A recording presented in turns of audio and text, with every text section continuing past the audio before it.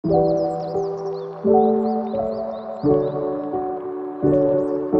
warahmatullahi wabarakatuh. Halo teman-teman semua. Ketemu lagi sama aku, Yolanda Airunisa dengan NIM 112 11240. Saya mahasiswi dari STI Bank BPD Jateng.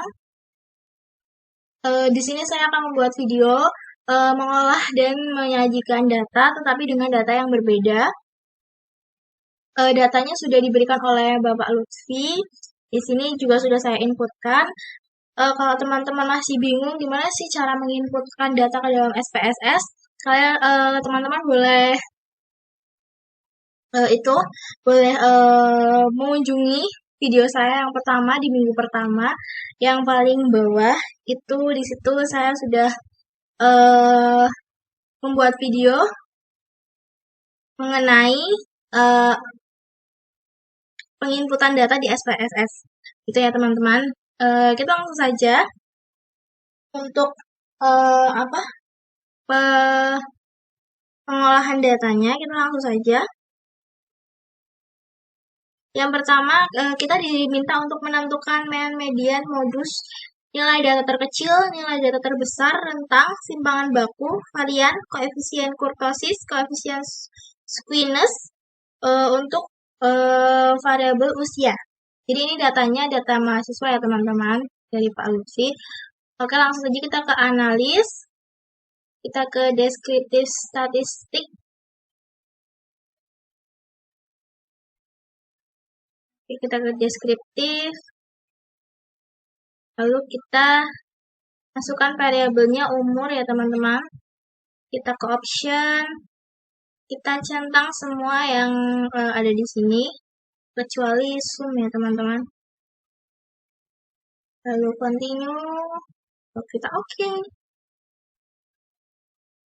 Nah, ini hasil pengolahan data kita teman-teman. Di sini sudah tersaji ya teman-teman. Oke, ini dia. Lalu selanjutnya kita diminta untuk membuat grafik batang untuk presentasi mahasiswa berdasarkan umur. Nah, kita ke Grabs. Lalu kita ke karena diminta diagram batang ya teman-teman, jadi kita ke bar. Kita pilih yang simple. Summaries for group of cases. Kita ke define. Tadi dimintanya untuk presentase berdasarkan umur ya teman-teman. Jadi kita masukkan variabelnya itu umur. Masukkan ke kategori axis teman-teman. Lalu percent of case, kita buat judulnya. Judulnya presentase mahasiswa berdasarkan umur ya teman-teman.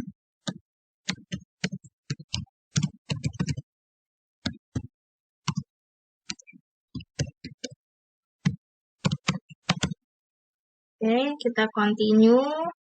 Lalu kita oke.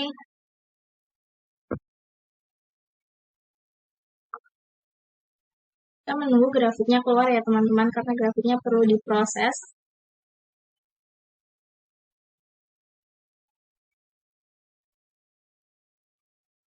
Mungkin akan menunggu sedikit lama.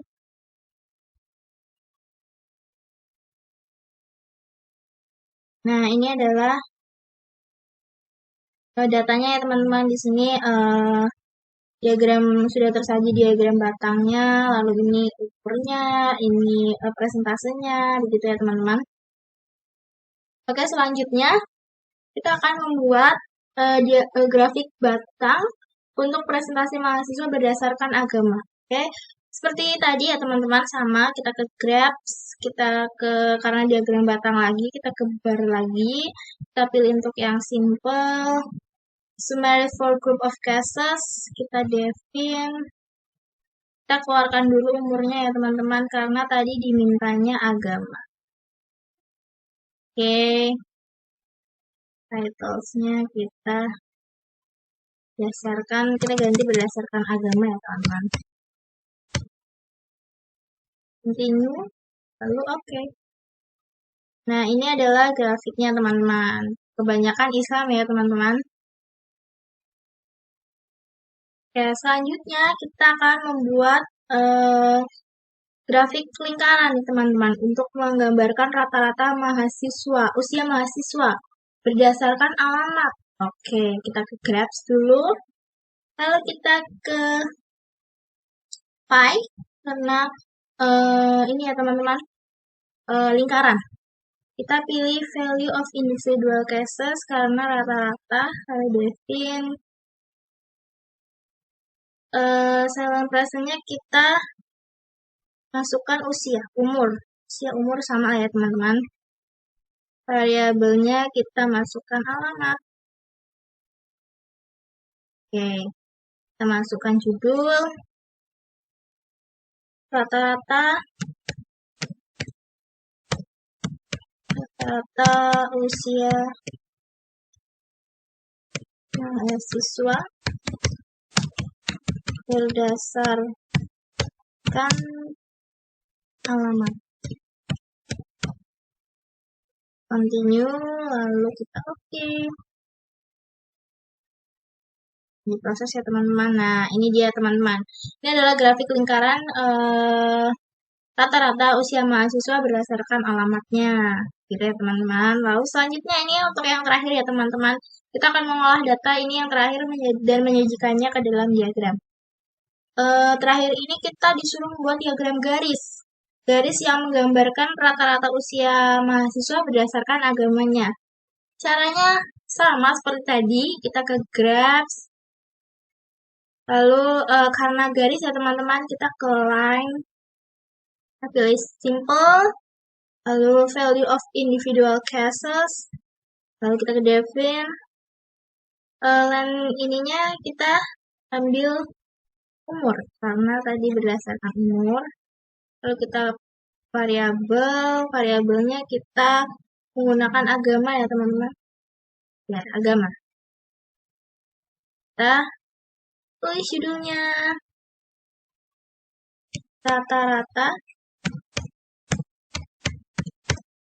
Rata-rata usia mahasiswa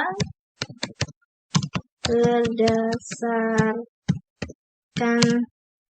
agama. Oke, kita continue, lalu kita klik OK. Nah, teman-teman, di sini sudah ada nih teman-teman. Sudah ada data diagram garis dari rata-rata usia mahasiswa berdasarkan agamanya. Gampang banget kalau kita udah menguasai si graphs-nya ini tadi ya teman-teman, dan analisisnya juga kita perlu menguasai itu. Jadi selamat belajar, semoga video ini membantu kalian semua untuk belajar SPSS, karena saya juga di sini sedang belajar dan alhamdulillahnya dibelajari oleh Bapak Lutfi dengan baik, dan ya saya bisa membuat grafik. Semoga kalian juga terbantu dengan video yang saya share. Ada tugas dari Pak Lutfi, yaitu tentang teori-teori dari data dan penyajian data. Nah, sekarang kita coba lihat ya teman-teman.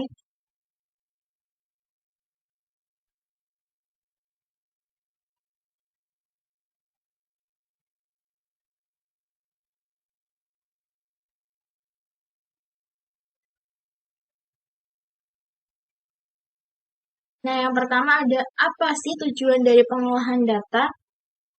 Jadi, tujuan utama dari pengolahan data adalah untuk mengubah data mentah atau data yang belum diolah menjadi informasi yang berguna bagi pengguna karena setelah diolah begitu ya teman-teman. Atau bisa juga untuk mengambil informasi asli dari data dan darinya menghasilkan informasi lain dalam bentuk yang lebih berguna gitu, atau hasilnya ya teman-teman. Jadi data mentah diolah dan menghasilkan data lain yang lebih berguna dan lebih mudah untuk dianalisis begitu. Selanjutnya, mengapa sih penyajian data diperlukan?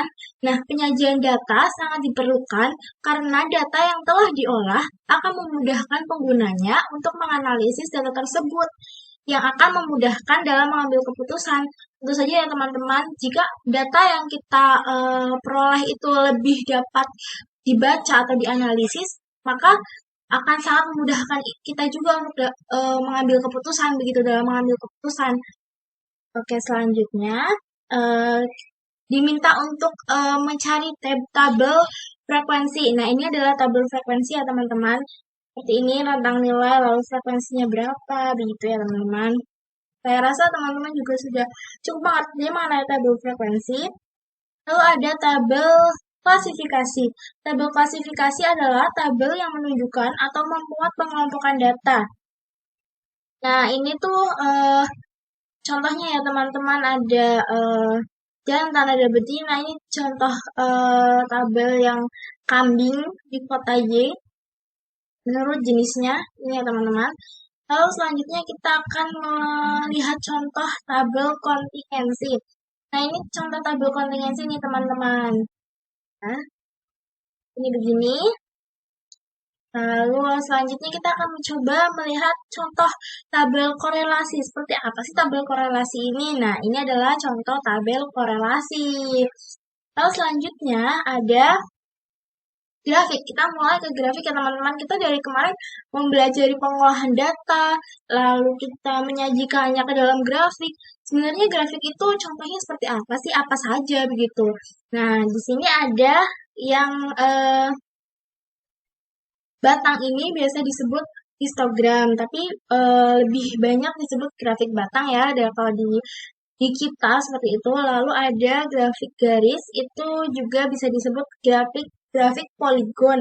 Tapi biasanya juga lebih sering disebut di kita grafik garis begitu ya. Tapi ini adalah bahasa statistikanya. Lalu yang terakhir kita akan melihat contoh grafik. Kira-kira teman-teman bisa bisa nebak nggak nih grafik apa sih yang akan kita lihat selanjutnya? Nah, selanjutnya adalah grafik lingkaran atau grafik P. Ini adalah contoh grafik lingkaran ya teman-teman. Sepertinya teman-teman sudah memahami ya mana yang grafik batang, mana yang grafik garis, lalu mana yang grafik lingkaran karena kita sudah mencoba untuk mengolah datanya dan menyajikannya juga. Gitu ya teman-teman. Terima kasih sudah menonton video saya. Sampai jumpa di video selanjutnya di minggu depan. Bye bye. Assalamualaikum warahmatullahi wabarakatuh.